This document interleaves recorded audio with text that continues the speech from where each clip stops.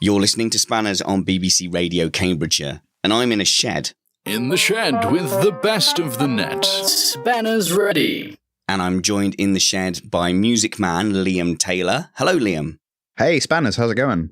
I'm better for being in your company. You are a musician, primarily. Yeah, absolutely. Musician, music educator, blogger, anything music related, basically. You're a man of many trades. You're also a sound engineer. You give me sound advice on my studio setup here. Yeah, pun intended. And also, when you say you're a blogger, you blog about new music, primarily with Stabbed Panda. Yeah, we've been doing that for some time. We started out as event managers and moved on to blogging when we realized that event management was basically impossible. There's a handful of us. We used our collective backgrounds as musicians and as event managers to, showcase music that we really liked, that we thought should be elevated and ideally Joe Public would be aware of. And that's what we're going to talk about today. You must have seen so many different kinds of artists succeed and more commonly fail. So you're a fantastic person to speak to about how to get, what would you call it? Discovered, recognized? People say discovered, but I think that's a weird word because people seem to claim credit for discovering a band as if they've put in all the hard work of writing the band's music, doing all those 10 years of kind of crummy gigs, and then one person discovered them. Oh, thank you, one person, for discovering us. That really has taken the burden off our shoulders somewhat. Discovered, hitting the big time world tour. I don't really know what you want to call it. The problem with music, however, obviously, is that lots and lots of people want to be a musician. So there's this kind of, hey, I'm in a band. Well, who isn't? And it's a bit like podcasting. You say, well, I've got a podcast. And they go, yeah, literally everyone has a podcast. So it's incredibly hard to just raise your head above that crowd and be something different. And is it fair to say, my wife is a musician and she'll always say, oh, it's all about the art. It's not about the art, is it? It's glory hunting. All musicians want the glory of superstardom. I think everyone starts out wanting to be super, super famous. And then with a few years, it turns into, I'd actually just quite like to pay rent, actually. I'm not so worried about fame. I just want to be able to eat my dinner, have a warm house, and not have a landlord chasing me. The problem for musicians is, though, as talented as they are, they're not business people and they're not marketers. So let's credit a young act, a band or a solo artist. Let's say they've got a decent product. They fully believe that this is the album or the EP that's going to get them noticed. You know, what do they do? Well, the traditional route would be to get it put up on Spotify, Amazon, all the usual places, and then you contact a whole bunch of blogs to write about it. You even try and contact traditional print media, maybe some local press. Just get as many people writing about your music as possible, and hopefully that will translate into people listening to your music. Is it actually possible for, a street rat like me, Liam, or street rats like us, we should say, to actually explode and have a good music career, a successful music career? It does kind of feel like everybody who's in the charts is someone's niece, is someone's daughter, got the right introductions at the right time. If we're starting with no connections, do you think it's possible to carve out a career? Absolutely. It all comes down to perseverance and not giving up. And I think the biggest reason people tend to fail is they stop trying. A great example is Ed Sheeran. He wasn't well connected when he started. He just stuck with it. He was quite a well-known busker in the Norwich and Ipswich areas, and he just kept going until eventually he had enough steam behind him to do bigger performances, get a management deal. And he went a very traditional route, but he literally just busked for a very, very long time. And that's essentially what you've got to do. You've just got to play as much music as you can for as long as possible and try not to give up. So clearly that is easier if you have a good support system. So that obviously if you have people who are willing to feed you or house you, you can busk for 4 or 5 years. It sounds stupid to say, but there's no better way, surely, to play music than to play music. You need to be out there in bars and clubs, but they won't pay you. So you've got to be willing to just go and kind of give away your talent for free. And I think as a very skilled trade, music is, isn't it? Yet you don't get a brickie that's going to go out and say, I'll build some houses for free until people realize I'm good at making houses. But musicians, you do have to give it away. And this is one of the really broken things about the music industry. You're absolutely right. A bricklayer would never work for exposure, because what would be the earthly point in that? The thing that I'm starting to realize with unsigned music and underground music and independent music is the more you refer to it as independent or underground, the less people are actually going to care. You've just got to pretend that your music is as valid as everyone else's music, as Shakira, Ed Sheeran, everyone else. So I heard comedians say that you should actually not ever do stand-up for free because people are more likely to go to a show that they have to pay for.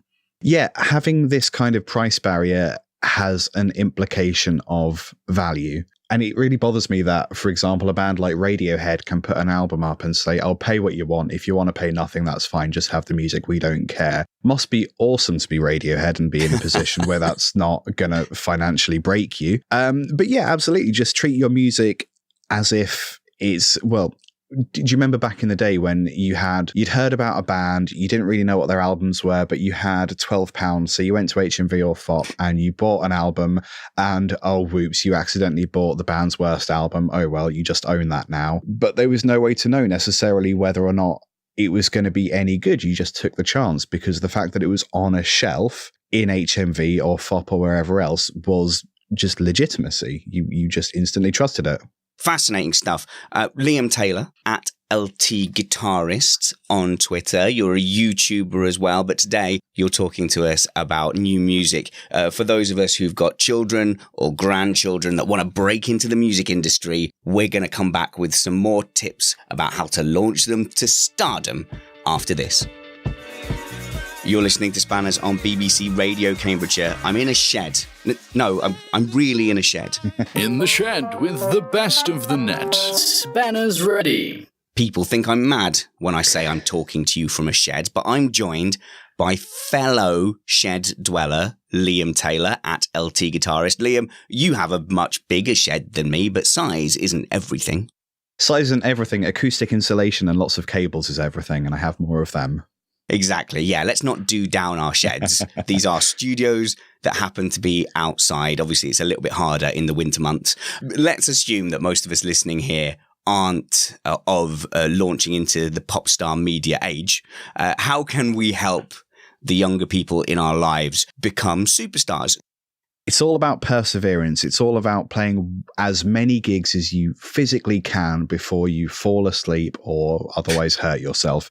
You've just got to take as many opportunities to play in front of people as you can. And actually, people that don't know you can be a little more helpful than friends and family. Because if you ask friends and family for feedback, they're going to tell you something really supportive, but really unhelpful. Like, oh, that was wonderful. Just keep doing what you're doing. You're clearly passionate, yada, yada, yada. Doesn't help me, Nan. Actually, what I want to know is the second measure of that bridge was really weird. Why would you do that? That hurt my ears. And then we know, oh, okay. Next time we record this song, we need to not do that weird thing in that part of the bridge.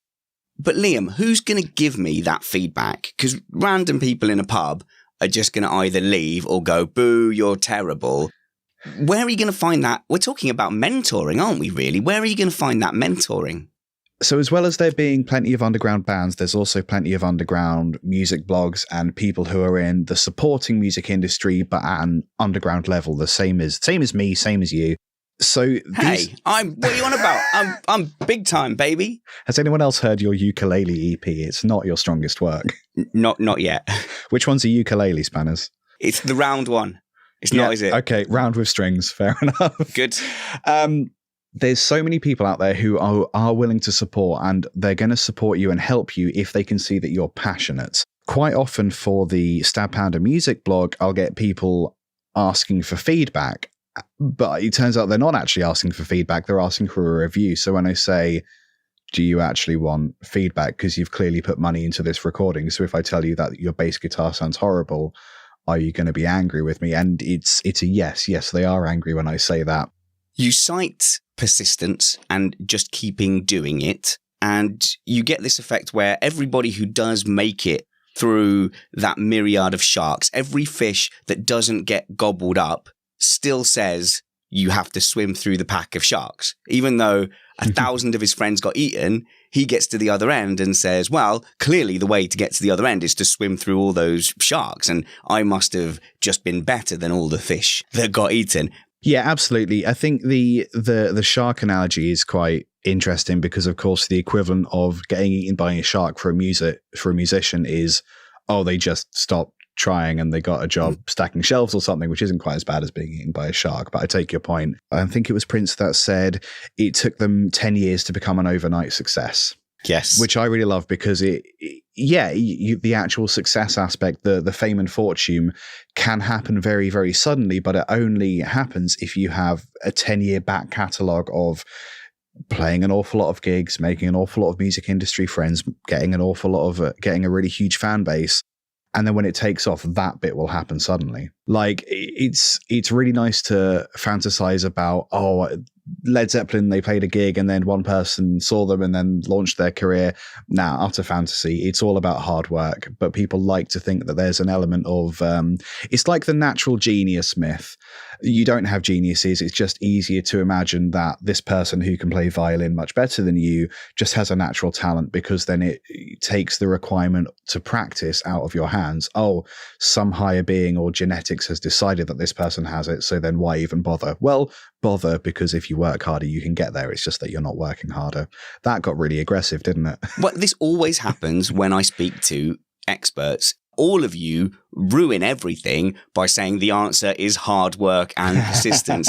So, okay, fantastic insight as always, Liam. You, of course, had a plan B.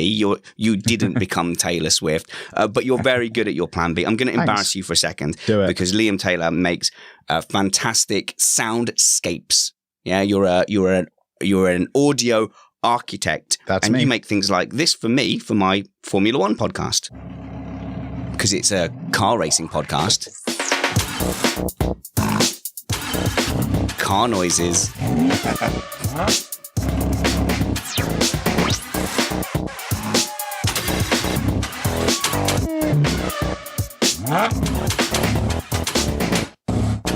Fantastic. Look, you've made that bespoke bit of music that I can just use to break up topics when I'm talking about Formula One. You hear those kind of little bits and bobs, all over the place in industry and commercials, and you go, where do they come from? And it is genuinely talented musicians like you who've got an ear for, this is the sound I want. He does car stuff, and you just make that magic happen. Yep. I was really lucky. I stumbled across a free library of engine sounds. The tricky bit was tuning some of them so they were in the right key as that piece of music, which if you told 13-year-old Liam that, oh yeah, you do play a lot of guitar, but also what you end up doing is tuning samples of engines for some dude's sports podcast.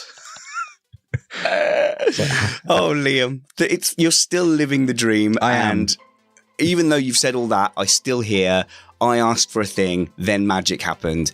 Now I have the thing. Thank you very much, Liam Taylor at LTGuitarist on Twitter. Check out Stabbed Panda for new music blogs, and check out his YouTube channel by searching for Liam Taylor Guitar. Thank you for joining me in my shed, Liam. Thanks so much for having me, Spanners. Appreciate it.